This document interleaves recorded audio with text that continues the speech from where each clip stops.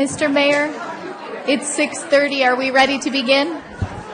We are almost ready to begin. We are calling all council to the dais.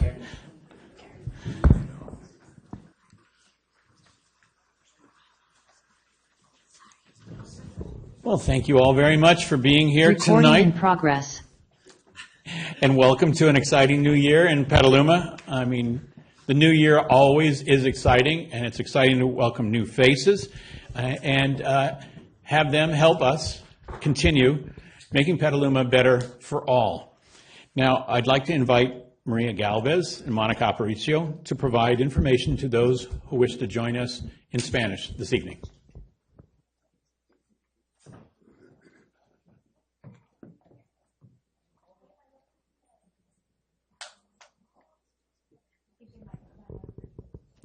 And we're inviting Maria Galvez and Monica Aparicio to provide information to those who wish to join the meeting in Spanish this evening. Thank you and good evening. Buenas tardes, me llamo Mónica, estoy aquí con mi pareja de interpretación María. Estamos hoy aquí como intérpretes. Hoy este evento se llevará a cabo en español e inglés. Se usarán ambos idiomas activamente, así que usted podrá elegir un canal para participar en su idioma preferido después que le hayamos explicado cómo funcionará la interpretación. Estaremos usando la función de interpretación de Zoom. Después que termine esta explicación, se activará la función de interpretación. Si usted se está conectando con su computadora, verá un icono de un mundo en la parte inferior de su pantalla. Si está conectado con su tableta o teléfono, pulse más y verá un menú que incluye la opción de interpretación de idiomas. Para escuchar la interpretación, pulse el icono del mundo o interpretación de idiomas y a continuación elija su canal de idioma. Gracias. Thank you. We're ready. And thank you. Now I'd like to invite our city clerk to assist us with the swearing-in ceremony for District 4 Council Member-elect Frank Quint, District 5 Council Member-elect Alexander DeCarli, and District 6 Council Member-elect Brian Barnacle.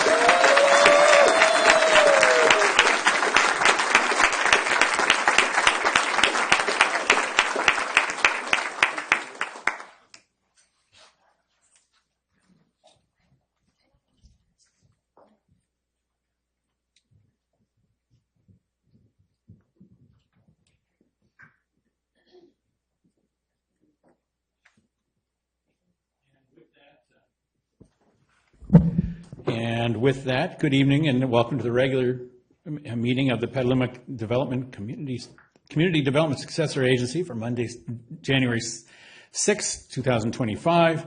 I should note, if you wish to have a public comment tonight on something on tonight's agenda or not, please fill out the speaker card in the back of the room and return to our clerk, who's in the front of the room. And with that, let's have our roll call for the evening. Barnacle? Present. Cater Thompson? Here. DeCarli? Here. Now? Here. Quint? Here. Shribs? Absent. McDonald. Here. We have a quorum. Thank you. Let's rise for the Pledge of Allegiance.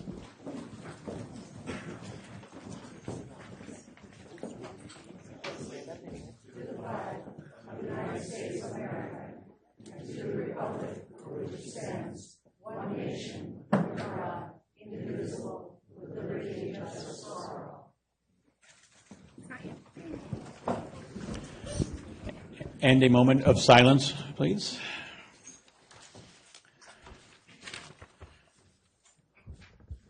You know, at this time, I'd like to announce that we'll be closing tonight's meeting in honor of Gary Im.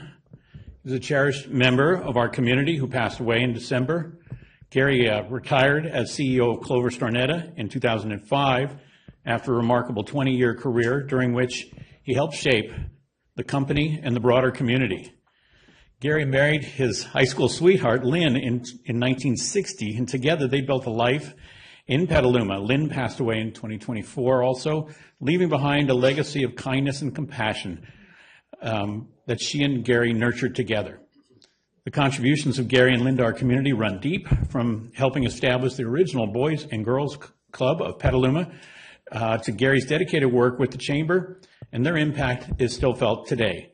Their philanthropy, offering both time and financial support, provided hope and help to countless community members in need. As we reflect on their lives, we're reminded of the power of generosity and the commitment to others. Their legacy will continue to inspire us all. And we'll be closing the meeting in honor of Gary tonight.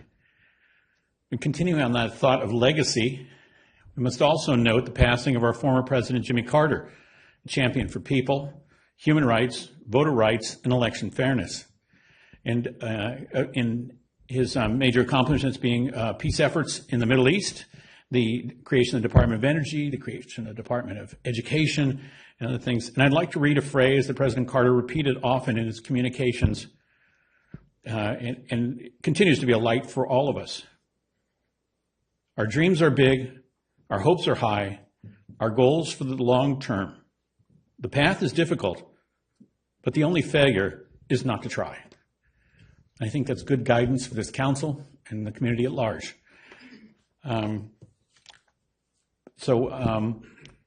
At this point, I'd like to look up and down the dais to see about tonight's agenda and say if any council member wishes to change anything on the agenda. And it looks like we'll be doing the agenda tonight as it is delivered to you and posted online. And our first, and probably one of our more fun things we get to do, is offer a proclamation. And this one is for John Fitzgerald. Please rise there, gentlemen. And I'll read. Whereas the city of Petaluma would like to recognize and appreciate John J. Fitzgerald for being an incredible community partner for over 40 years. And whereas a native New Yorker, John grew up in San Francisco, graduating from San Francisco State University with a business degree.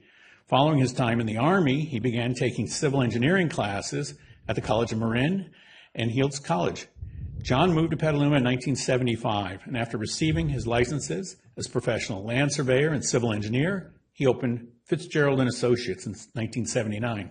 The company did a great deal of surveying throughout the city over the years. And whereas John has been a steadfast advocate for preserving Petaluma's river heritage, contributing significantly to projects such as the restoration of the historic trestle, John has been instrumental in bringing historic vessels such as the scow schooner Alma to the Petaluma River churning basin and allowing thousands of residents and visitors to experience a tangible piece of Petaluma's maritime history.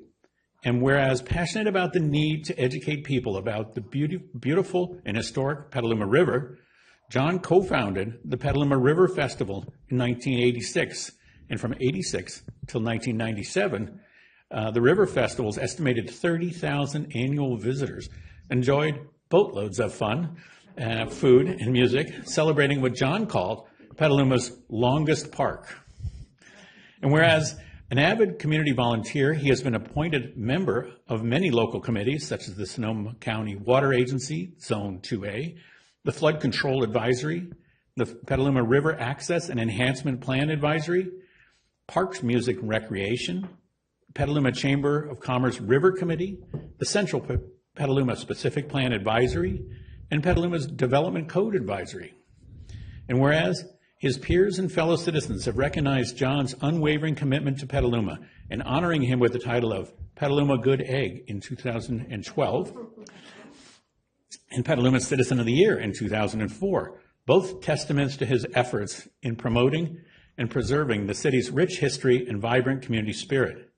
And whereas his dedication to the community is further exemplified by his involvement with the Rotary Club of Petaluma Valley for 25 years and with the Petaluma Historic Library and Museum, where after retiring in 2011, John started volunteering and leading walking tours from the museum to the river, sharing his extensive knowledge and passion for the river's history with participants. He delivered lectures on the Petaluma River history and participated in events that educated and engaged residents and visitors alike, including helping to reorganize and catalog the collection of early maps of Petaluma and Sonoma County. And whereas Fitz, as his friends call him, has volunteered his time in many years, and his efforts have not only preserved the historical and cultural aspects of the Petaluma River, but have fostered a sense of pride and connection amongst residents, strengthening the community's bond with this vital natural resource.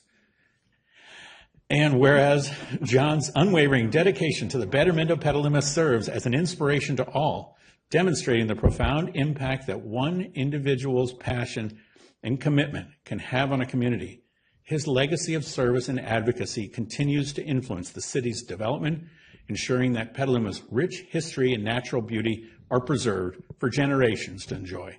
We are forever grateful for his contributions and service. Now, therefore, be it resolved that I, Kevin McDonald, Mayor of Petaluma, along with the members of the Petaluma City Council, do hereby proclaim the 6th of January 2025 as John Fitzgerald Day, in recognition and appreciation for his tireless dedication to our community.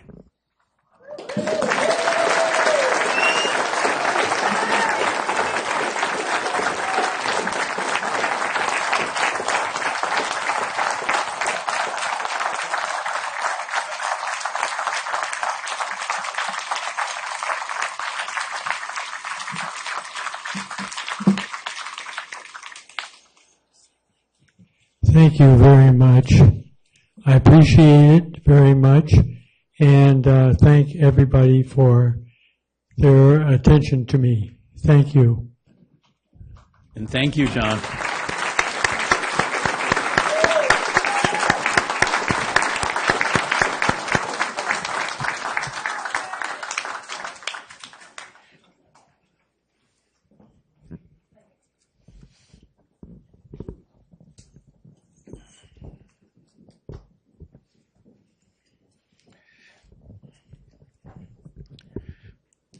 And tonight on the agenda, we're leading off with our presentation on our skate park project at Lucchese.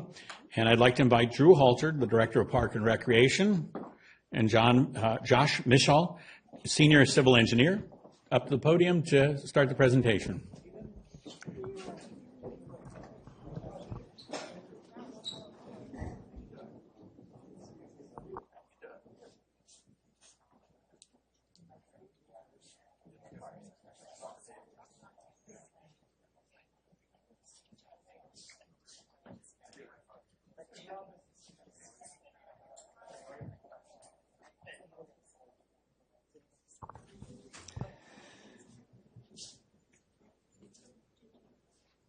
Okay.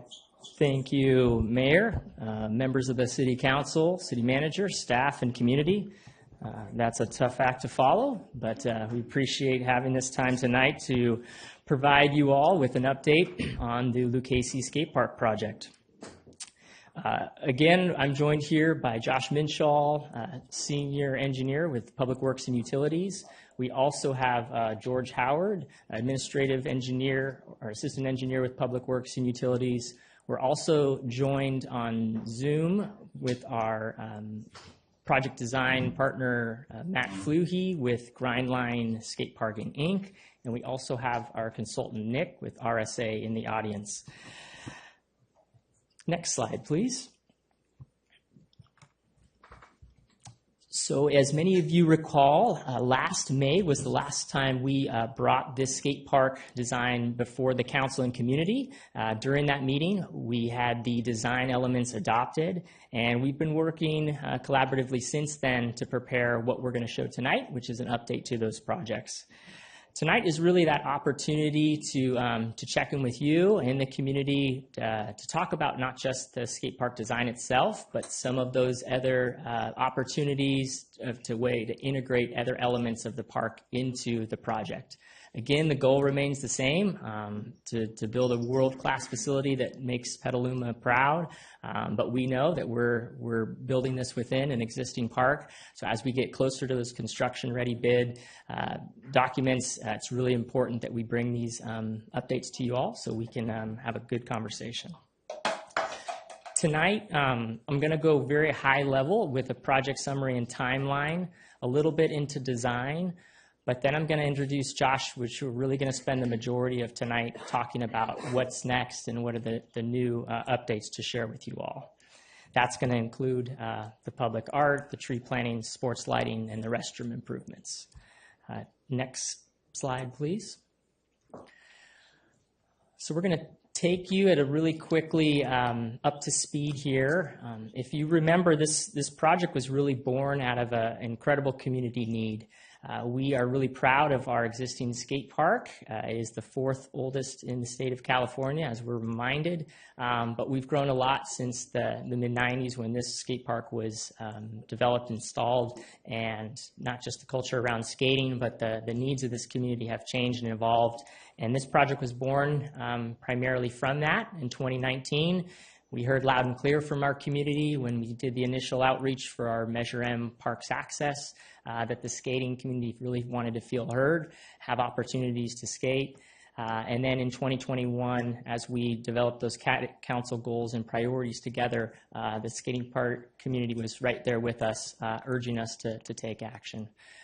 Really kicked off in December of 22. That's when we brought and partnered with Grindline Inc.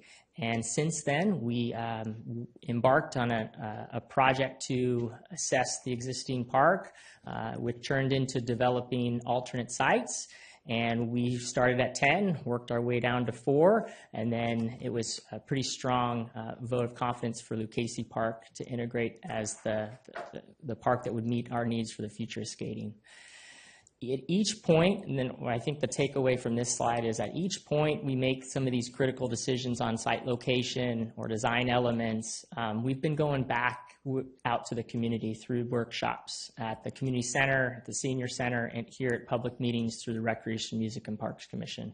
This project, it's really important to stress that. It's turned out the way it is, I think, because of those continual check-ins with the community, and tonight's an example of that. Next slide, please.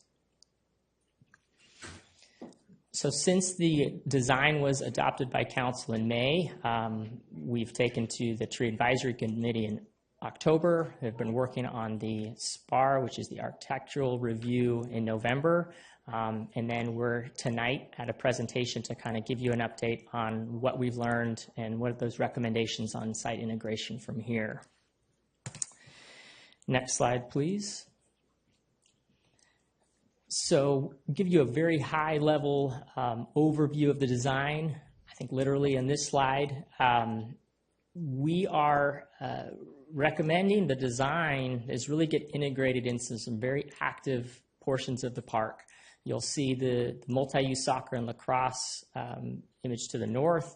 You'll see the active pickleball and tennis courts to the east, the children's playground to the south. So with this site location, as we go through those kind of details, just kind of important to put this image into our minds and collective thoughts as we move forward. Next slide, please. Here is an artistic rendering that really gives you the the vantage point of the complete park. In the forefront here is your park element, which is really critical to the feedback that we've received in the community engagements. You'll notice the two kind of different bowl shapes here, but what this really kind of shows is how you fit a 23,000 square foot built skate park within that existing topography and really make it feel like it's always been there, integrates into the landscape. So as you hear about tree plantings and walkways and access, sports lightings, this is a really important image to show. And then if you go one further, next slide, please. This was a slide that's kind of intended to be overwhelming in all the best ways. Matt, who's on the call here with us, one of the real tall tasks of the design team was how do you integrate as much input from the skating, the scootering, the biking community and put it all into a park that also has to conform with your existing site. And Matt and his team really kind of delivered on this front. So I'm not going to get into kind of the details on, you know, what is a curb kite and what size of a hit, but it's really a powerful image I thought is important to show just how much detail went into every kind of element, and you can kind of follow through the progression of the design and really be proud of what's ultimately been decided. So next slide, please. So that takes us to kind of where we are and what we are presenting here. From this design, a part of a park development project, there is a requirement to integrate public art into each new project. When looking and reviewing and speaking with both the design consultants, but also with the skating community, we felt it was really important to integrate the public art on the existing site. And one way that was supported and recommended we do that is to really look at murals or paintings on the vertical skating elements. These are each element of the skate park that is not intended to be skated itself. Keep the surface of the skating very intact, but keep the vertical elements as ways that you can accentuate some type of culture there at the park. So that's the next two slides as well. We're kind of going to go through what that process could look like or will look like. Next slide, please. So back to the design, when we're looking at the vertical elements, it's really not as much as you would think with 23,000 square foot. Again, these are elements that are on the sides of these tables in the forefront. They're not inside the bowls, anything that's intended to have the wheels on the surface. But if you look at it collectively, there is a lot of opportunity. So we're excited to look at this and explore more and engage the skating community on what ultimately would come about. Next slide, please. To give you some kind of an idea, this is what that process would look like. It would start with a request for qualification, essentially, and engaging the Public Art Committee to help spearhead this process. So we're fortunate to have a very active Public Art Committee here in Petaluma, and we're looking forward to partnering with them on this. It could be a selection of an artist, or it could be a selection of artists. We really don't want to engage on that until we engage the public art. But ultimately, it goes through a review process with the public art, and then the installation would follow the construction of the skate park. Next slide, please. So at this point, I'm going to kick it over to Josh Minshaw to take us kind of the rest of the way. Thank you. Thank you. So we did bring this to the Tree Advisory Committee, and there are a couple trees that need some modification, but overall our goal here is to use trees for shade, not just as a landscaping element, but to really focus on using that to help soften some of that concrete, the heat island effect. So we're aiming to strategically place them around the perimeter, looking at species that work with the site, and through our partner with Relief to get those planted. New irrigation will go in that will be recycled water ready, knowing that we have recycled water pipelines coming on Maria Drive. Next slide, please. So when we look at the site, we're situated in between a multi-use field, Little League, and the tennis and pickleball courts, which all have active use lighting. And we think that it is important to also include that here. and it would be incorporated to provide what's necessary, and without adding more than that, but trying to maintain safety, but really allowing that use of the skate park during the hours of operation that such other fields have. That allows for users to kind of spread out throughout the evening a little bit better, gets better utilization. And we'll get into the phasing a little bit more, but our intent is to put in all the subsurface improvements along with the concrete and the groundwork that we have to do, with some of the new electrical upgrades that are necessary to come at a second phase. Next slide, please. And as we're talking about some of these elements that as we looked at the project as a whole, where it sits, how it affects the park, we realized that the existing restroom facility on Novak Drive is just not up to par. It was built in '77. It doesn't have doors. It's got structural issues. And so when we look at, well, can we rehab this, or do we look at a more holistic change? Next slide, please. Came to the idea of replacing it with a new restroom, with instead of having, it would have individual exterior doors for each of the stalls. It's better for a lot of different users, safety, maintenance, and so I think with the new elements here, we can incorporate bottle filling stations, and importantly, it would be pre-plumbed for dual plumbing if that becomes available in the future. And it really helps with the other users as well that have been, struggling with our existing facility, to not ignore all the rest of the users in the park. And so this really would bring us up to our current level of use in the area, because we have a lot more users than we did in 1977. Next slide, please. Along with the restroom facility would be some access improvements. Those are really interrelated in how they need to be constructed, but a real simple diagram here on the left-hand side is the circle with Novak Drive.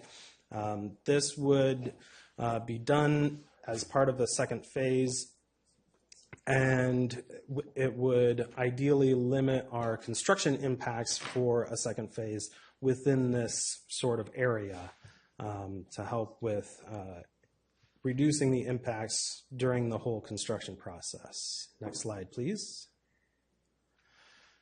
So when we looked at all of these elements and what we had available to us, and thinking holistically, how do we accomplish, delivering a world-class skate park to the community as soon as we can, with all of the elements that we think would help, was to combine what we were previously showing as a split construction of the skate park, essentially half in one phase, half in another phase.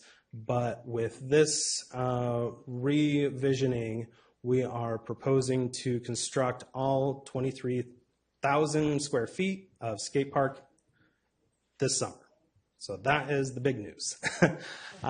So we are looking at putting all the groundwork in, building out all of that hardscape, the skatable elements throughout the summer.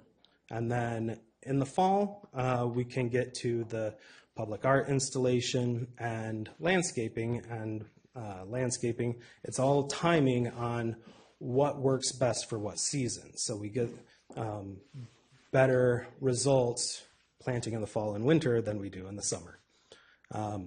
But what that leaves is this phase 2, which would be the active use lighting, the restroom, and that accessible parking. Next slide. And so there's a lot of information on this slide, but this really kind of shows our thought process on how we arrived at this. And really, I want to show that, with all of these different funding sources, we still have this 1.1 million that's undetermined. And that is roughly equal to what is estimated for phase 2 construction, and that is not by accident. So next slide, please. With that, we will open up to any sort of questions, but I do want to point out that we have a couple extra slides after this if people are interested to look online. There are, the canvases for the vertical surfaces, what, would be available, and some art examples and more of those views if people are interested. Thank you very much. Great presentation. I appreciate it. And I don't think I've heard of bonus content being offered before in a staff presentation, but having that online is much appreciated. And I will ask the council if they have any question or comments provide, but I should note to the public that the public will be invited to make comment on this as part of our regular general comments, which is the next thing we do. So if you submitted a card, it'll go into general comments, and you'll be called on during general comments. But bringing it back up here to the dais, does anyone have a comment they wish to share to the staff on this report? Council Member Quint. That's the first time I've been able to say that. Congratulations. Thank you. First of all, I think it looks great. I'm really excited about it. Love to see the work being done in that park. My only comment is, and this may be more of a phase 2 kind of thing, but I'd like to see more shade. I've spent a lot of summer days on the American League baseball field, and I know how hot it gets over there during the summertime, and I could see in the summertime folks hanging out by it. It could get hot. So as part of a phase 2, I'd like to see, around the seating area, that kind of thing. Maybe there's some shade structure until the trees grow. Thank you. Thank you. Councilmember Barnacle.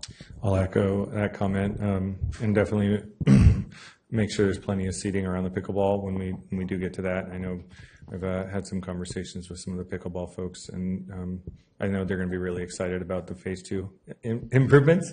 But otherwise, just great work. I mean, I've followed this project since the start, and it's been just a joy to be a part of it and to see the community engagement and the energy. And I see some folks in the audience here tonight that have been a part of this much longer than I have. So really excited to see us break ground on it in the summer.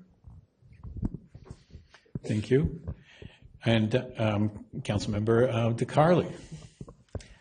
Well, I'll just say real quick, I think if we're going to consider more trees around it, that they maybe be set back from the actual skate park, because I grew up skating, and you don't want to get leaves in your wheels or something that can cause it to slip. That's more maintenance, too, for the city to have to take care of.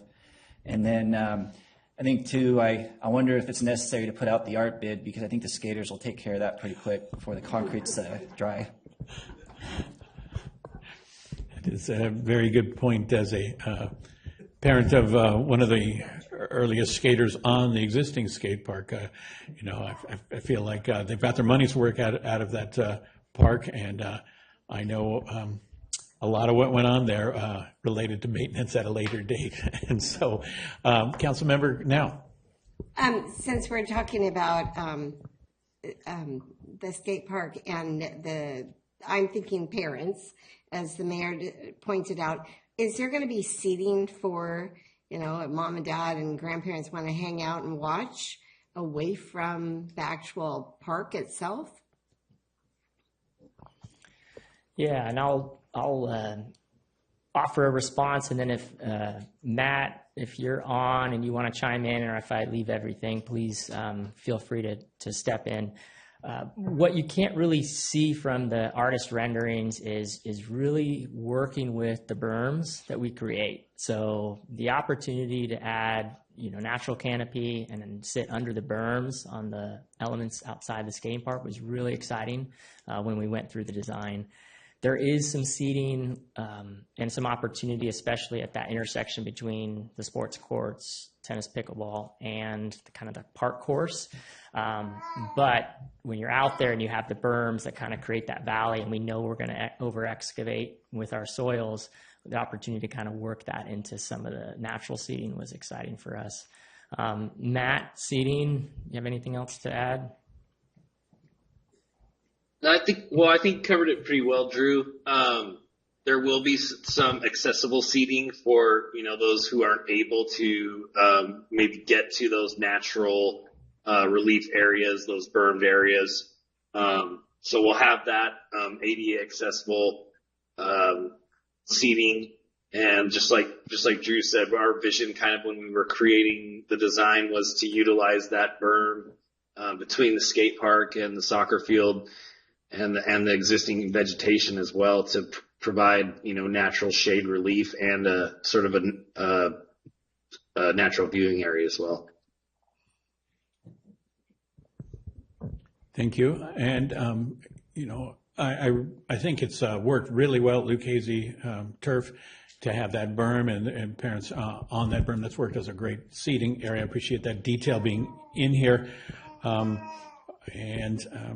I also appreciate that you're ready to plumb that bathroom with recycled water for the toilet flushing when we make that extension over to there. That's a phase 3 or wherever we go on that one. And I appreciate that you're putting the whole project together, the skatable project together as one. I know there's economies to doing that. And I think that was council direction to kind of try and get it done one bite at this rather than 2 parts. I don't know that we actually knew how much it was going to cost at that time. I appreciate your listing out the cost here and how you're going to phase it, but I think all of us are keeping an eye on cost, and hopefully, you've got a plan there. I'm not sure if we have other questions on cost. Yeah.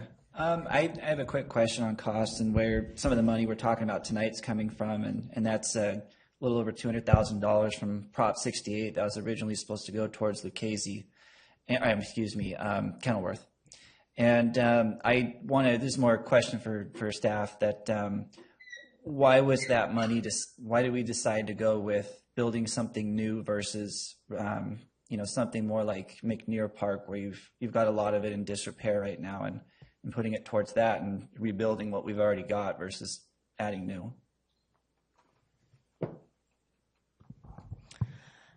I think I'll unpackage kind of the 2 questions there. The first, with the Prop 68 funds, there's a portion of that funds that you can use for design and the rest for construction project. The Kenilworth Park design, which we're very excited to share with the council and engage further on with the community, is just farther out. That design hasn't really been finalized at the 30% level, and this project is at that point for construction. So we really felt that we could use those dollars best now and still hit the criteria set by Prop 68, which is if you're building within a site that hits their criteria for a disadvantaged community, then the city wouldn't be required to produce a match. There's not many sites and parks in Petaluma that really hit that. So the fact that we had a kind of construction ready, 90+% design summer 2025 versus one that's multi-years out, rather than kind of keep the money frozen there, we chose to recommend to push it forward, build this with today's construction costs, knowing that we had a larger gap at Kenilworth that we're going to have to close. And then there's your second question, McNear and the grandstands, that's a project that's near and dear to many of our hearts and minds. To see the grandstands up there without people seating in it is always something that's tugged at me personally. With those projects, there's always that kind of dichotomy of choices. What do we make, right? I would argue we put a lot of investment in McNear on the ball field itself, so we're pretty excited to have a spring season now that we've got turf in our infield, we've got recreated field. So to get people back on that field playing is kind of the first and natural next step. Still got issues with our Gophers, still got other issues that we got to get along with the dog users and the baseball teams. But that's on a path forward too, and we're looking forward to an opportunity that maybe we can take a big swing at that grandstands when we can. And just to clarify, it had to be shovel-ready. Councilmember DeCarli, it had to be shovel-ready in order to qualify for Prop 68, which McNear is not. Yeah. Okay. Yeah, that's a continuing dilemma I'm constantly struggling with.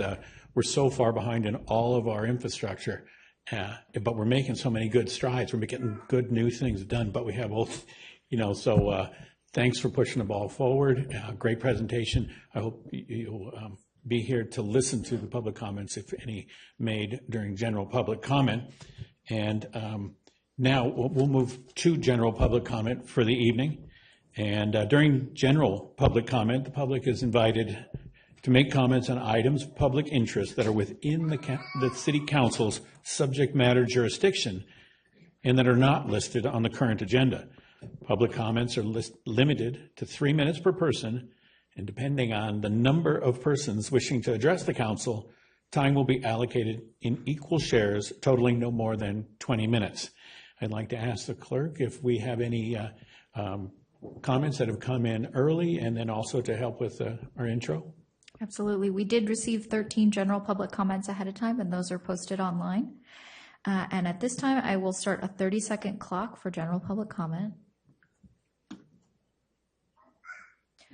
So during this time, members of the public attending in person should bring their speaker cards to the clerk's desk if they have not already done so. Speakers are reminded to be respectful in their comments and that this meeting is being translated. Please pause between sentences for translation.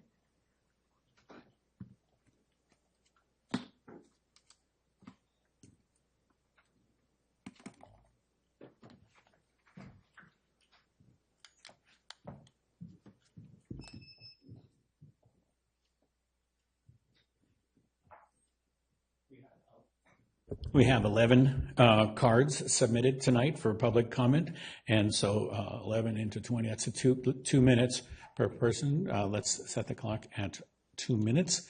And I'd like to invite Catherine Babowski to be our first speaker, and then Jody Johnson to follow.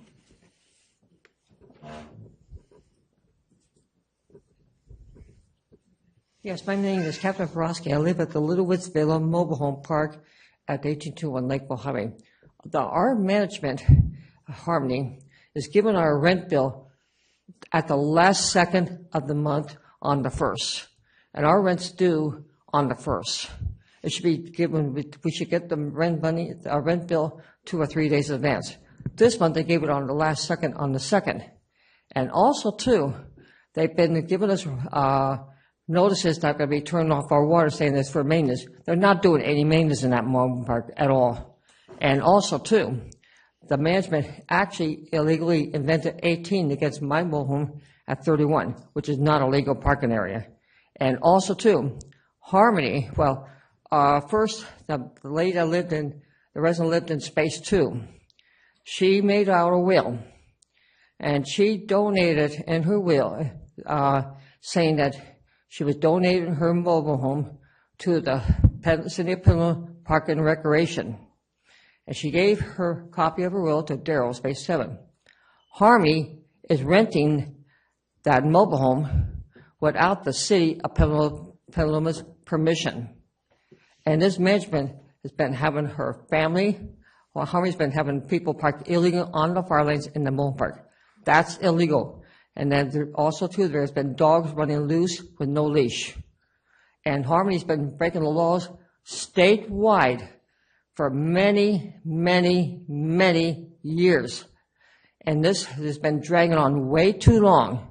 So I'm asking the City of Petaluma to step in and put a stop to this. This should not be happening more years. Thank you. Thank you. Jody Johnson, to be followed by Kay Poland.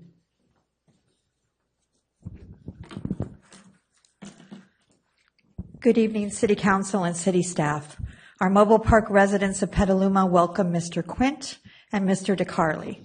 We sincerely hope you will allow us the ability to educate you both on the hardships of the many egregious acts that have and continue to take place on senior citizens and vulnerable mobile park residents. We will continue to bring the truth forward with the hopes that one day our residents can get back to living in peace and calm. We are now in 2025 with little resolution. We haven't continued to be intimidated, coerced, extorted, unlawfully increased, and have service reductions all over our parks. We must be clear. We own our mobile homes. We made this investment to live within our means, but to have pride of ownership and to live our lives as hardworking residents or retired senior citizens. We lease the land, are held to a standard of abiding by the laws and the rules and regulations we signed when we purchased. Park owners, these bad actors, are breaking the laws, showing the city and state every day that they don't follow the ordinances, that they don't follow senior park overlay zoning, and that there have been no ramifications for them for not doing that. This is why they continue.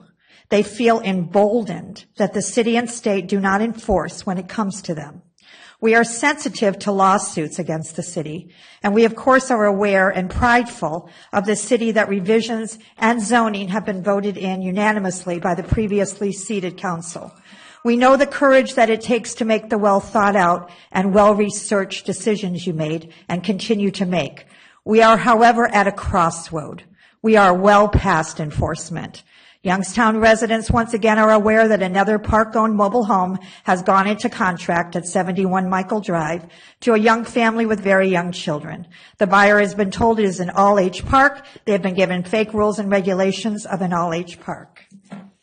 Thank you. Kay Poland, to be followed by Janice Barker.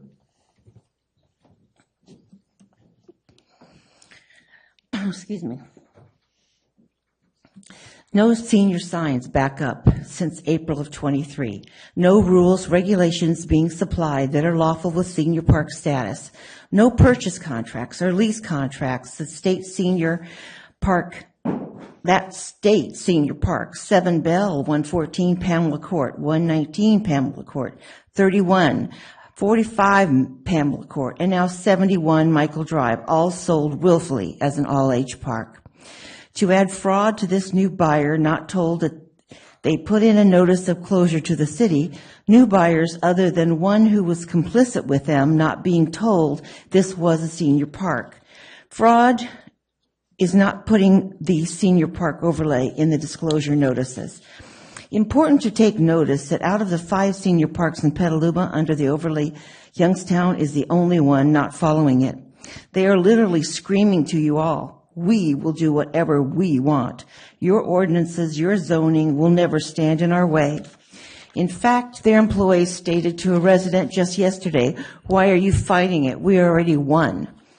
Yes, they did sue you and the council against the senior park overlay, and 2 parts were dismissed with a writ of mandamus on the other 2 parts yet to be heard, but they have not won. So, like our appeal, just because we filed it would be allowed to not pay the award without a judgment signing off. Of course not. Do these bad actor park owners have more money than us? Of course they do. We still have citizens who own their own mobile homes and deserve the same rights as they have. We should always be equal under the law, regardless of bank account balance or our disabilities. Littlewoods residents are reeling. The mental health toll on wondering what more can be taken from them is wreaking havoc on their spirit. Parking removed, an appeal pending, 2 arbitrations, service reductions, all over the park, and Harmony continue to incite hardship. Thank you very much. Got it. And Janice Barker, to be followed by Kelly Walker. Good evening and congratulations to everyone. Take until they push a resident to submission or push them out. What enforcement is stopping them? It's 2025 and this has been happening since 2023.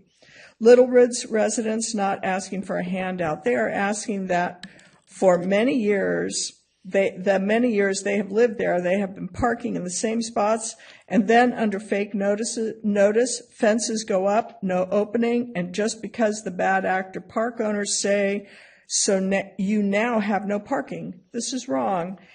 The taking is coming from the park owners willfully saying, you, the city of Petaluma, had no right to pass a revision that denied them this past year 1%, $5 to $10 an address, so they could not increase. So we are going to show you, we are going to abuse the residents because they didn't deserve to be protected. It's not like they didn't warn us. They stated in the revision process as well as at the city and county meetings all over the state that Petaluma is out of control and taking away their rights, so they will bully with multiple frivolous arbitrations, and they will show us and the city you do not take anything away from them. This is clear-cut abuse, intimidation, and coercion. It is not even thinly veiled, it's overt. Capri residents have had their rights taken away since the beginning. They were never allowed to know they had a choice, that they had protections. Where is the money? They have been overcharged. Harmony knows they overcharged and continue to take, and the residents' own attorney. Thank you. And our next speaker is Kelly Walker, and followed by Tim Porteous. Where's the money? They have been overcharged. Harmony knows they overcharged and continue to take, and the residents' own attorney showed them their overages were not lawful. Still no correction, no credit, no nothing. Instead, they double down and make the mobile home park an entire fire lane, removing parking. Service reductions are again going on daily. Let's address fraud. Never sharing that there is a rent stabilization ordinance, only bringing the last page of a lease to a door of a resident and making them sign it. Then never giving the residents a copy of their lease. How about the fraud of taking an arbitration award that they were denied by an arbitrator? We have listened to other city council meetings where they speak of the takings that the city of Petaluma has done to them. They speak about vacancy control takings, although vacancy control is and has been in the ordinance since 1974. They speak that the city is not allowing them fair market value ground rents, and of course the rent stabilization ordinance has been in effect since 1974, allowing them an increase yearly based on CPI. As we stated previously, the only revision, 70% of CPI, only costs them less than 1% increase, while they could take the 2% increase annually this past year.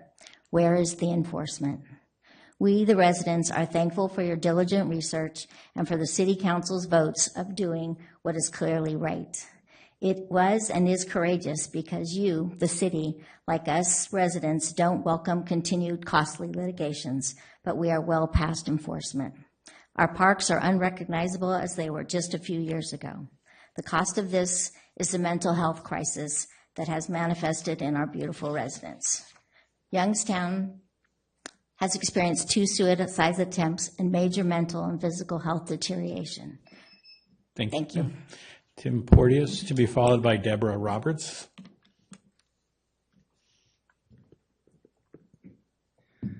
Hello, my council. I think you can imagine senior residents having this hanging over them while they come towards the end of their lives. Our families in Littlewoods and Capri, working hard to provide for their families, are worried every day. No control. The residents have no control over any of this. They must rely on attorneys and the city and the state to help them navigate these complex legal challenges. Our hope manifests from our solidarity together, but this is a difficult journey. This is not just happening in Petaluma with these bad actor park owners. It is happening in just about every city in the state of California because of large investment groups by knowing that they make large amounts of profits. Investors would not be buying in if this was not the case. In fact, in Youngstown, a resident was erroneously forwarded the end of the year results for our park owners. This includes the best year yet of 10 million in sales of mobile homes and the increase in employees to 130 this last year. We acknowledge that you seek to protect residents throughout this city and make Petaluma safe. That's why we chose Petaluma to retire and raise our families. We are hopeful that you will see the need for change and that the next step, which will be courageous but necessary to the well-being of almost 900 of your residents. Our hope is for a better and new tomorrow. It is just simply not right what is happening in your mobile parks. It is not right. Youngstown strong, Littlewood strong, Capri strong, Leisure Lake strong. Petaluma mobile residents are united and strong. Thank you. Deborah Roberts.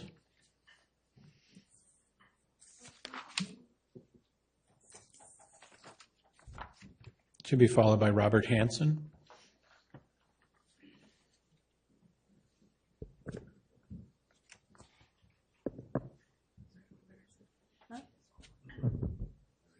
Oh, there's nothing left to read. Okay. That was the last page. We just feel like it's time for you all to take action, that you know what the problems are. We feel your support, but we need action. It's just time to get this worked out. Thank you. Thank you. Robert Hanson, to be followed by Tom Mander.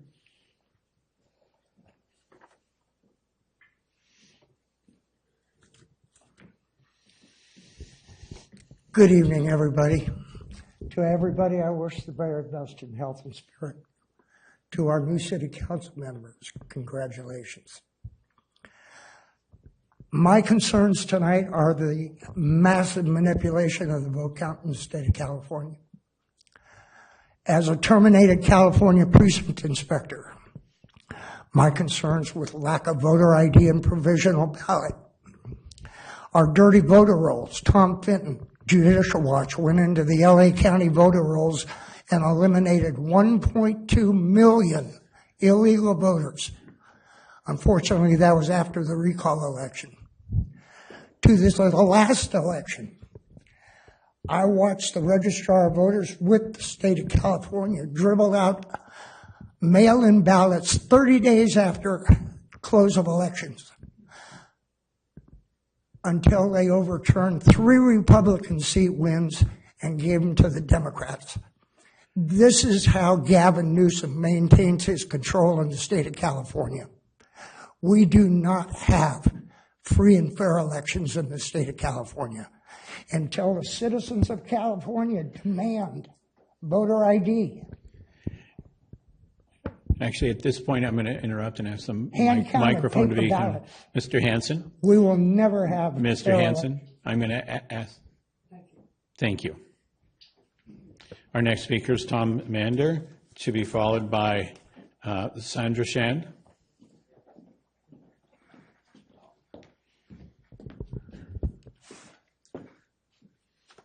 Good evening, Mayor McDonald, and welcome to new and returning council members. My name is Tom Mander. As we embark on a new and challenging year, I beg you to suffer through a couple general rants from an old man who's lived downtown for 40 years.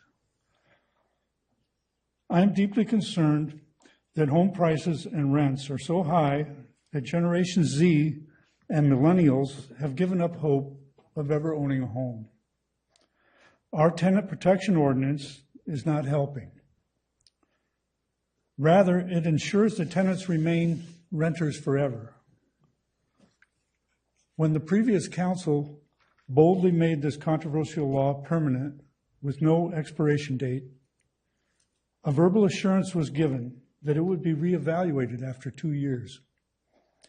2 years are up, and I'm counting on you to honor that commitment.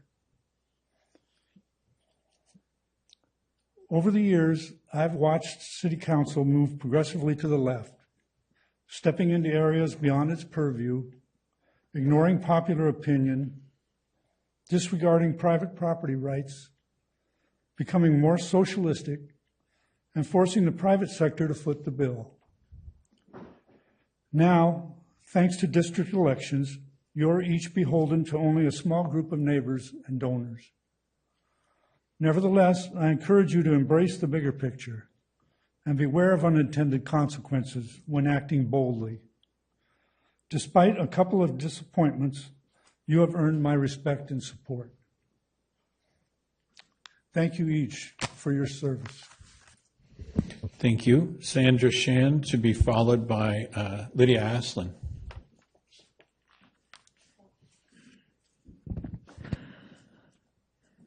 As the international community watches in horror, the genocide in Gaza continues to unfold.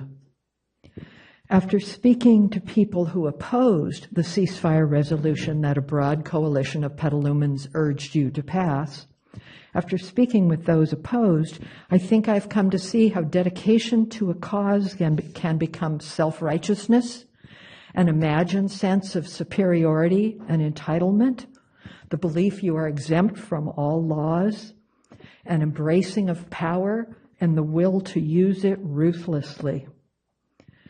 Ignoring international law, Israel weakens the humanitarian safeguards that the world nations adopted after World War II and the Holocaust in order to protect civilians and world peace. The level of death and devastation ongoing in Gaza is possible only due to U.S. investment dollars and military aid to Israel. I would like to know if Petaluma has any investments whereby we are profiting from what international law defines as war crimes and crimes against humanity. There are people of, how can I put this? We have people who live in our community who see it from all perspectives. But I do not believe that the murder of children will bring peace to Israel or to the world. And I know you can't answer the question right away, but I would hope that someone could please look in and answer that question. Are we benefiting from the war crimes going on in Gaza, West Bank, etc.? Thank you. Thank you. And Lydia Aslan is our last speaker for the evening, under general public comment. Happy New Year, all. I'm Lydia Aslan with Petaluma Historic Advocates.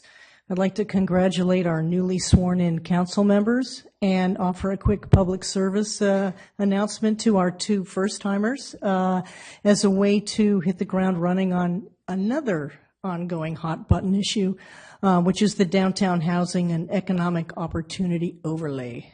So there's absolutely no doubt in my mind that creating opportunity for multiple types of new housing will help address a dire need. And make Petaluma a more equitable city in the decades ahead. Yet how we go about proposing zoning changes that will steer Petaluma's long-term growth is equally important. These growth issues are currently being worked on for the general plan update through comprehensive study. Proposed citywide land use changes will come before this council next month, I believe, with the anticipated timeline for enacting the general plan update targeted for late 2025, early 2026, which brings me back to the downtown overlay. A piecemeal approach to downtown growth in advance of the comprehensive general plan update. The dirty secret here is that the overlay does nothing, zip, nada, to incentivize housing beyond what current zoning allows for. And frankly, it's disingenuous of the city to pretend this overlay will do so. The truth is that the Downtown Housing and Economic Opportunity Overlay was cooked up only to create a path to approve the Appalachian Hotel before the general plan update is vetted and approved. The overlay is even designed to sunset once the general plan update is adopted. I urge you to think strategically on this issue and not to put the cart before the horse, at least as it relates to downtown growth, until the general plan update has been fully hashed out. Thank you. Thank you. And that closes general public comment for the evening and moves us to council comment. Usually we allow the council to fill us in on their committee assignments, updates that they've been involved with since our last meeting. And so I'd like to start at this end of the dais and invite Councilmember Barnacle to make any comments. I have no liaison report outs right now.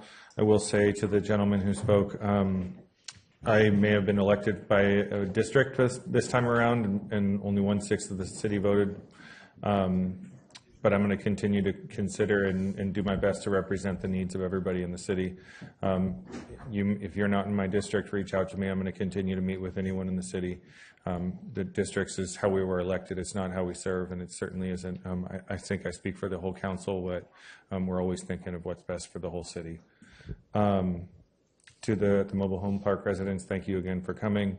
If you look on our tentative agenda for next week, or next meeting, you've got see an urgency ordinance. Our commitment to you was to strengthen, defend, and enforce our ordinance. That urgency ordinance is most likely going to be an attempt to strengthen our existing regulations. We are continuing to defend them, and as we said, we will enforce them in due time. So thank you for your patience and perseverance. We really appreciate it. Thank you. Councilmember Cater Thompson. Thank you. And I also want to just say that we really do represent the entire city. I get phone calls from people in all districts. And when something needs to be done, I go, and it doesn't matter what part of the city it is. So don't get so tripped up on the district elections, because we really do represent everybody. And I appreciate the next meeting we will be talking about the ordinance and strengthening that. Because I'm pretty concerned about the enforcement of the violations that constantly go on. But I do also want to say that, boy, with these rains, our potholes have really increased. And so I know that Public Works is going to be working really hard, and that people can use the city's site. There's an app, and you can take a picture, and it'll say exactly where the pothole is, or whatever it is that you want to bring to our attention, and they get things done very quickly. But the rains have really wreaked havoc. And I just want to just quickly talk about Gary M. and Lynn, and just how great they were for our community. And, you know, it's just so sad. They both left about 4 or 5 months apart, but they were very giving people, and gave a lot of time and money to organizations in Petaluma to make it so we can fight mobile home parks and other things. And so I'm just heartbroken that that they're gone, because they were great for our community. So I know you were ending the meeting with that, but he was a friend and felt very, just very sad. And I hope that everybody's holidays were as lovely as mine. I spent a lot of time with my kids and grandkids, and it was really nice having time off, just kind of relaxing, and I hope everybody had as nice, relaxing time as we did. To everybody. Thank you. Councilmember Now.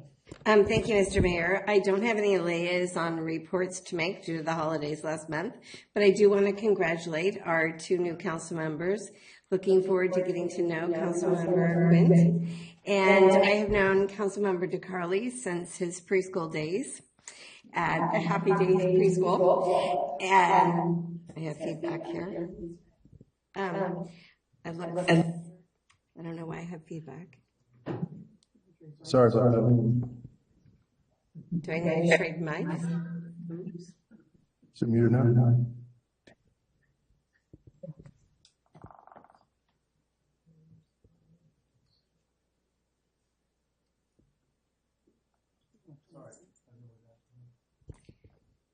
Okay, I can try. Do I have an echo? Okay. I look forward to the younger generation's ideas and visions for our future in Petaluma with Councilmember DeCarly and re-elected Councilmember Brian Barnacle. Excited for this new council to work together and accomplish new goals and priorities for our city's community. While home for a few weeks recovering from a flu bug, I had time to listen to the City of Petaluma's podcast. Communications Program Manager Jameson Ben and many city staff members explained different areas of our city's departments.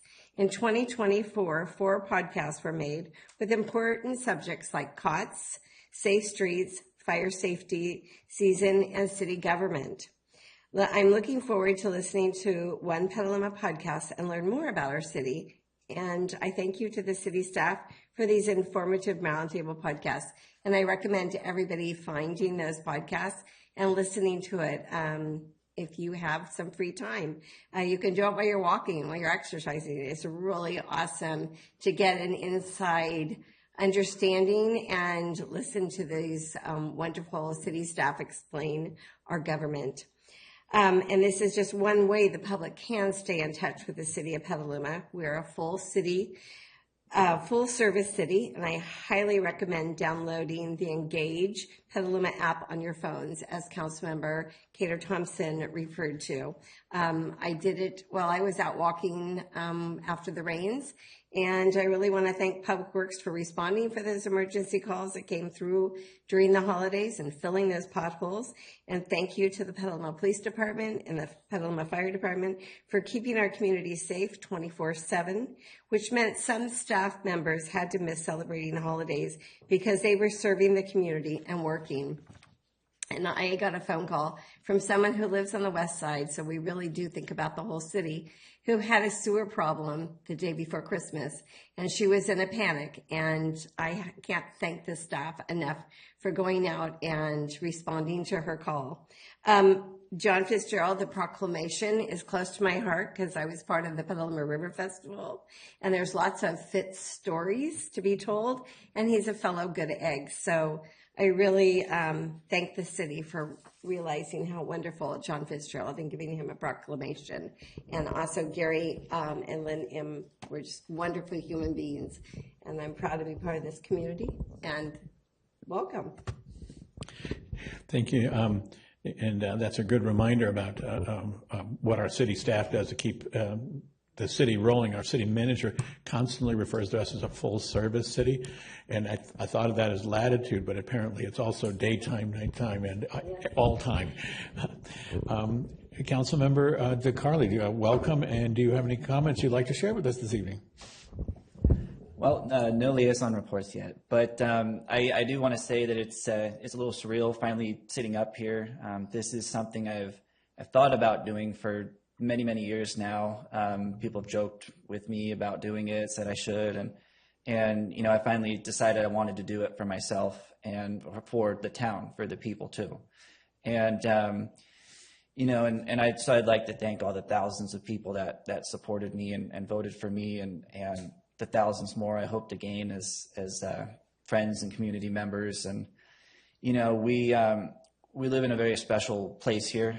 You know, a quick little history fact between Petaluma and Sonoma County over the last, you know, about several hundred years, there have been 7 different flags planted here between the Spanish, the Russians, the English, 2 different Mexican flags over their history, the Republic flag of California, and then finally, you know, Old Glory. And so it's, you know, we have a very long and rich history here that everybody loves and wants to be a part of. Our agriculture history is second to none between our dairies, our poultry, and our eggs. We were a world leader at one point in all of that. Our business and industry and our extremely tight-knit community, you know, both new and old, they've all been, everybody's contributed and given back to the amazing city that we have today. So I feel very honored to be amongst everyone in the community and all those who have served before, and I look forward to serving these next 4 years. Thank you and welcome. Councilmember Quint, welcome, and do you have a few comments you'd like to make? Sure.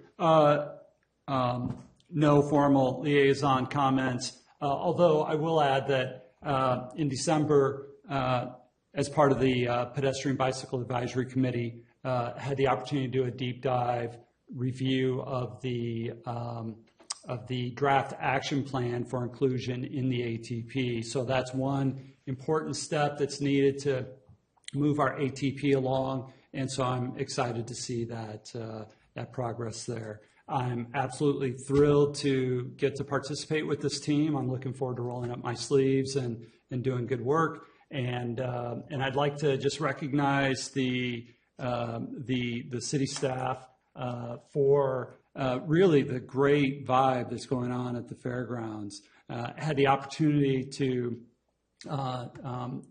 see a couple of the events at nighttime. I think we were there on New Year's Eve, and we also showed up. My family showed up for the Guns and Hoses event.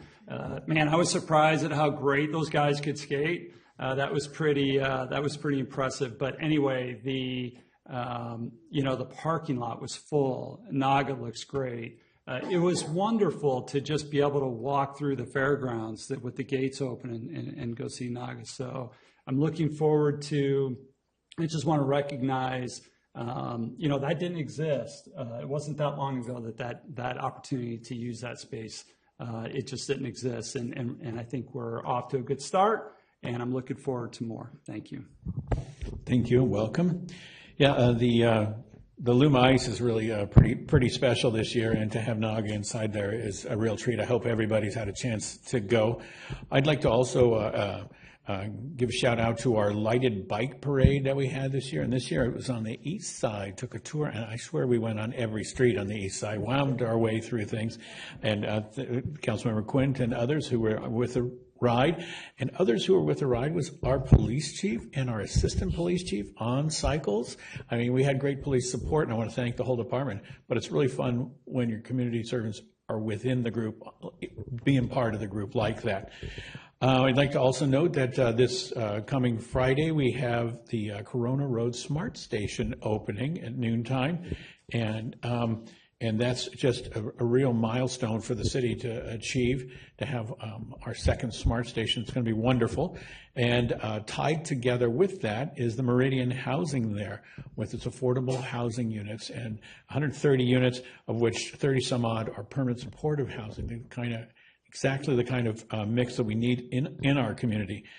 And then one other piece of good news about Petaluma, we were featured on Channel 7 News this weekend, a special segment about our American Legion's Veterans Day Parade. We have one of the best parades in Northern California, and it's getting its due recognition in the media. And with that, I'd like to pass for city manager comments. Thank you, Mayor, City Council, and community. Just to add on the second Smart Station ceremony, that is open to the public and it starts at noon. So hoping to see the council there and our community. So it starts at noon, but please, parking's limited. So please make sure that you're carpooling or finding a way over there, maybe Luma Go. So please do carpooling. And the city is currently recruiting for 3 vacancies on our committees, commissions, and boards.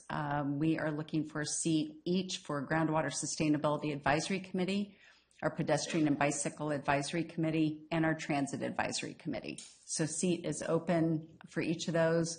An application period is open until Wednesday, January 15th at 5 p.m. And you can apply on our website at cityofpetaluma.org/CCBS. Is that correct? Okay. But otherwise, if you just go to our website and just go to the homepage, you'll be able to find it. And also reach out to our wonderful city clerk's office because they're always happy to help. And then just a final warm welcome to our new city council members, both DeCarly and Quint. We're so excited to work with you and to continue the good work that we've been doing here in Petaluma for the last 6 years. So we're really excited to have you on board. Thank you. Thank you. And that brings us to our consent calendar for the evening. And a deep breath. And thank you all for being here.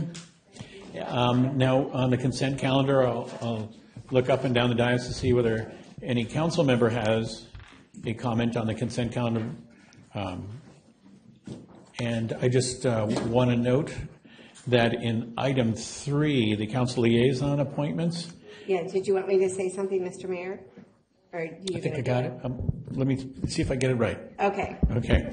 So when I prepared the assignments, I have listed what you'll see is that Councilmember Cater Thompson is appointed to the Zone 2A, but that was my error, and I'd like to change that to Councilmember now being the designated liaison, and I'd like to confirm with the two parties that that is an acceptable action. Absolutely. Thank you. Acceptable. And of course, thank you, Mr. Mayor. Wonderful. And so I'd like that inserted in the record as a modification. And then asking again on the council, any questions about the consent calendar? And I'd like to open public comment on the consent calendar. And I'd like the clerk to read our messaging for this and to tell us whether we have any comments. We have not received any comments on the consent calendar, but members of the public attending in person should bring their speaker cards to the clerk's desk if they have not already done so. Speakers are reminded to be respectful in their comments and that this meeting is being translated. Please pause between sentences for translation. And not seeing anyone rush to the podium or with a card to speak, I'm going to close public comment on the item and bring it back to the council. And I'm looking for a motion. I'll make a motion. Second. A motion by Cater 1 Thompson. through 7. Thank you. Motion for 1 through 7. And a second? I'll second. From Councilmember Now. Councilmember Now. And I'd like a roll call vote on this, please. Barnacle? Aye. Cater Thompson? Yes. DeCarly? Yes. Now? Yes. Quint? Yes. Shribs absent. McDonald? Yes. Motion carries. Thank you very much. I guess at this point, I'll have to start addressing you as Vice Mayor now. Congratulations. Thank you, Mr. Mayor, and I have my. I'm shocked. Wonderful. It's ready. Okay. I'm just not tall enough to reach. Thank you, Mr. Danley. And that moves us to public hearings and matters for consideration. We have a public hearing to levy an annual assessment for fiscal year 2025 in the downtown Petaluma Business Improvement District, and the resolution establishing the levy for the 2025 annual assessment for the downtown Petaluma Business Improvement District. And to help us with this, we have Nancy Sands, our Senior Management Analyst. Take it away. Thank you, Mayor. Good evening, Mayor and council members, and welcome to council members DeCarly and Quint. My name is Nancy Sands. I am a Senior Management Analyst for the city, working in the Economic Development and Open Government Department. And in that department, I serve as the liaison to the Downtown Association and to the Downtown Business Improvement District. So for the benefit of our new council members and the public, I've prepared a brief presentation to provide context to this item and the public hearing and what this process is, and also to supplement the staff report that was included in our meeting packet. But before I actually start the presentation, I want to acknowledge that Marie McCusker, who oversees the Business Improvement District, as part of her role as Executive Director of the Petaluma Downtown Association, unfortunately was not able to attend tonight because she's ill. So Caitlin's going to help me with this presentation. I'll go to the next slide,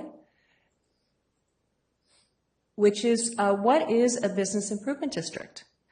Business improvement districts are a tool or mechanism to fund improvements and services in a predetermined geographic area beyond those that are provided by a city. And the way they do this is that they collect assessments from businesses and or property owners within the district boundaries. Business improvement districts are regulated by the state and established and governed by under city ordinances. But the business improvement district itself is managed by a nonprofit group of stakeholders. And this structure helps to ensure that the funds that are collected are spent in ways that benefit the businesses or properties within the district's boundaries. The improvements and services that are funded by a business improvement district can vary depending on the type of bid and the district's specific needs. But generally, they fall into four categories, which are security, maintenance, marketing, and capital improvements. And it's important to note that while Business Improvement District funds are meant specifically to benefit that district, the overall impact of a BID's efforts enhances the vibrancy, desirability, and safety of the city as a whole. And we definitely see that in our own downtown Petaluma Business Improvement District. Next slide.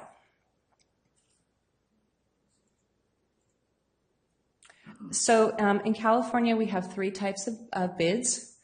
One is a business-based bid, and that assesses businesses, usually with a set fee that's based on the type of business and where they're located within the bid boundaries.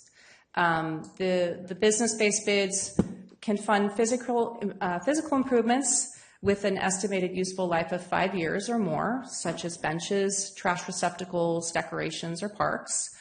It can also fund activities that benefit the assessed businesses, again, going back to benefit the people who are paying that assessment, such as sponsoring events, providing music, art, or doing other promotional activities. And also providing other programs or services such as security, art installation, historical markers, and so forth. A second type of bid is the property and business bid, and that assesses property owners and businesses to benefit the properties. So slightly different than the business bid. It can fund similarly a wide range of programs and services, including those that the business-based bid funds, as well as cleaning, graffiti removal, security, parking, or transportation services. Some of property bids in the state will do more economic development work and business attraction, as well as marketing, promotion, events, and so forth. The third type is a tourism bid, which we have as well, that benefits hospitality and tourism businesses. And the assessment there can be required of the businesses themselves and or passed on to their guests as a tourism fee. And the tourism bids primarily fund promotion of the destination and special events that attract overnight visitors, and sales programs that bring large groups to hotels and resorts within that district. Next slide, please.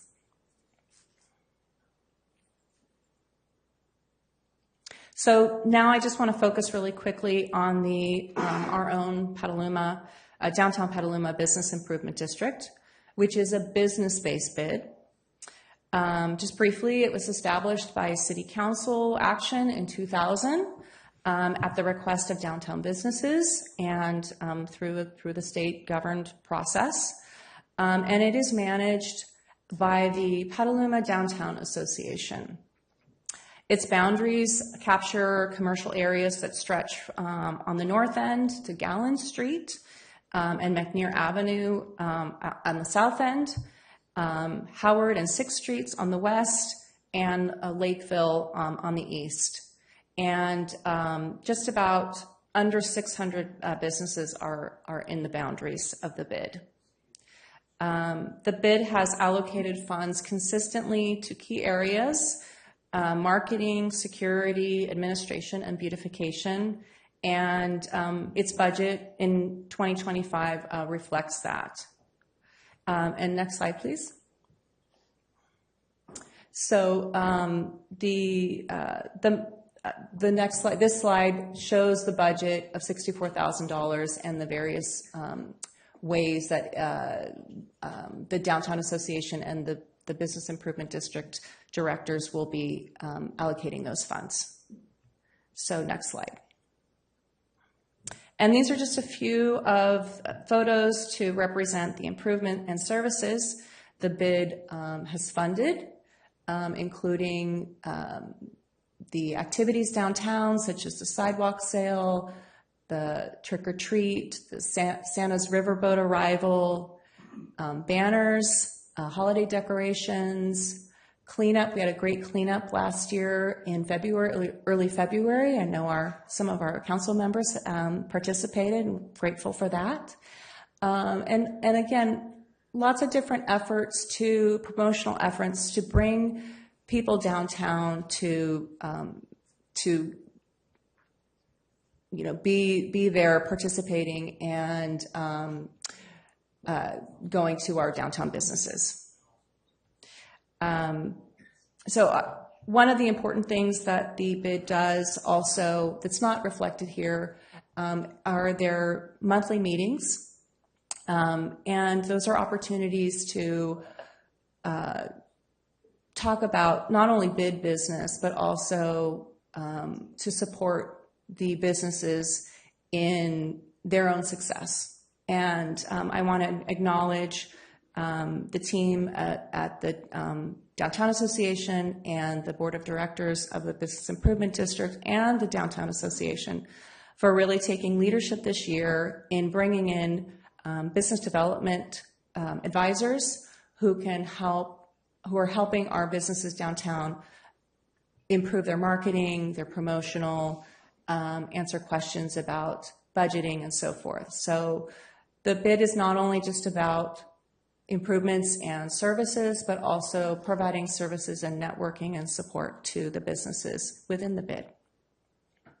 And the bid has worked really hard over the past 3 years to educate and engage other businesses within the bid boundaries. And they've taken several steps to make payment options easier and reduce their carbon footprint in how they collect the assessment and how they put on their bid events, which is in line with our city's climate goals. Next slide, please. So here we are, finally. Here, the annual assessment process it's 2 steps, but I put a third in there. Step 1 happened last month, December 16th, where the council receives the budget and annual report from the Business Improvement District, and they review it and approve it, which you did, and set a public hearing, which is step 2, and that's where we are right now, holding a public hearing and voting to go forward and collect the assessments. And then if that happens and the resolution passes, step 3 is the Petaluma Downtown Association, on behalf of the Business Improvement District, bills the businesses and coordinates the activities for the year. So that concludes my presentation. Thank you very much for your time. Great presentation. Love our downtown businesses. And usually, I apologize, usually I draw a breath and allow any council person who wishes or needs to recuse to so state and explain why they might be doing a recusal. And I offer that opportunity at this point. I would like to recuse myself until senior staff has the opportunity to do some due diligence. Thank you. And I think for purposes of this vote and question matter, I think we ask you to step to the antechamber there, and we will knock on the door right after we conclude this item and bring you back in for the conclusion of the meeting. Thank you. And with that, that brings us to council questions. Were there any council questions on the report? Again, I congratulate you on the report. I'd like to invite the city clerk to read our public comment and invite public in, please. Sure. We did not receive any comments ahead of time, but members of the public attending in person should bring their speaker cards to the clerk's desks if they have not already done so. Speakers are reminded to be respectful in their comments and that this meeting is being translated. Please pause between sentences for translation. Thank you very much. And not seeing a rush to the stand, we will close public comment on this item and bring it back to council. And I'm looking for a motion. Vice Mayor now. Thank you, Mr. Mayor. I'll make a motion, but I also want to say that once we pass this, We get to hear on Wednesday our theme for the Butter and Eggs Day this year, and what date and the activities and the yearly schedule. And I've been working closely with the Downtown Association the last 2 years as a liaison. So I was happy to pass the baton to some council member, Cater Thompson. So I make a motion to approve this tonight. Thank you for the motion. And Thank Nancy. you. And thank you for the service. And Councilmember Barnacle? I'll second. Thank you very much. Hold on. I have a couple, something I want to say too. Yeah, all right. Whoop, whoop. If everybody could turn their mics off except for the one person speaking, that might help. All right, better. So when the council question that was in there asking, and then the response talked about property-based bids, it strikes me that we have that the business-based bid that we have right now is business owners paying into this thing, and it's actually improving the property values and improving of people who aren't paying into it. And so I'm interested in knowing more, maybe next year. I'm obviously going to be supportive of this. Downtown Association does great work. To know more about what a property-based bid would look like, because it doesn't feel equitable to have the businesses paying into something and improving the property values of the people who aren't paying into it, right? We have properties down there right now that are vacant. We have, one of the businesses downtown was using it as a billboard for a different, businesses in a different city, and yet at the same time they're benefiting from all the other businesses that are paying into the bid. And so it strikes me that we might want to look at a property-based bid going forward to sort of course correct some of those things. So obviously I'll be supporting it tonight, but it's something I would like to look at when we bring this back next year. Thank you. Very good point. We have a motion and a second. May we have a roll call vote? Barnacle? Aye. Cater Thompson? Yes. Now? Yes. Quint? Yes. McDonald? Yes. Motion carries. Thank you. Councilmember Barnacle, will you do the honors of bringing our council member back?